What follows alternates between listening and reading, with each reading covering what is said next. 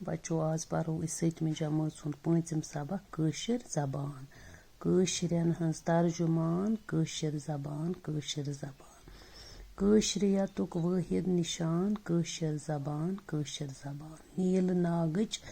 राजदान वेद कालच परिजान नार गुनाडन छटान नूर शत कंटन प्रनान कशीर जबान शाम सुंदरन गोन गेवान मच मदीनच नात खान अर्जुनस गीता परान या अली मौला सरान कशीर जबान ज्ञान लल दिद हुंद सरान नोंदरिशस रसरान कुरान बड़शहस अही करान हुबियुन हुब बगरान कशीर जबान जून हुंद माल्युन थेकान लोल महमूदस सजान अरिन हुंद यंदर नचान कृष्ण सन्ज लीला परान कोंग रसुल मीरन असान साज महजूरन मजान प्रान जगतुक दास्तान सान पगच पासबान कशीर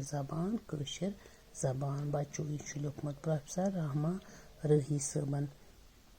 प्रोफेसर रहमा रही कशीर जबान हिंद पहले पाय शायर नकार तो तर्जुमकार तम जाय 1950 ईस्वी मं श्रीनगर नवरोज सबा सयारोद जरन मं शहरग वयत तिहंज शार सोमरन कहवट तिहंज मशहूर किताब यथ मं तनकीदी मकाल दर्ज कशीर जबान नज्म मं कशीर जबान हंज अहमियत तो अजमत बावना आमत युस हसा यह सान कशीर जबान यह कसा सान खतर यह सान तर्जुमान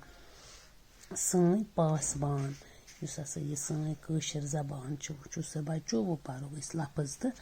मानी प्रनान गो प्रोन गुन सफेद गुन नील नाग गो नाग जन हंदन लूकन हंदिस अजीम राज नील सन्ज राजदान वेद काल गो वेदन हुंद जमान गुनाडी गो बरहत कथा किताब लेखन वोल कशीर आलिम शत कंट गो लल दिद ब्रहिम शायर यम महानी प्रकाश लिचमस शाम सुंदर गई भगवान कृष्ण सुंद अख नाव नात खान गई हजरत मोहम्मद सल्लल्लाहु अलैहि वसल्लम सं तारीफ पारन वोल अर्जुन गो महाभारत जंगुक हीरो यमिस भगवान कृष्ण जीन गीता वन अली मौला हजरत अली खुलफाई राशिद दनियो मन चूरम खलीफ हजरत इमाम हुसैन अलैहिस्सलाम तो हजरत इमाम हसन तो हजरत इमाम हुसैन सुंद बाब सब।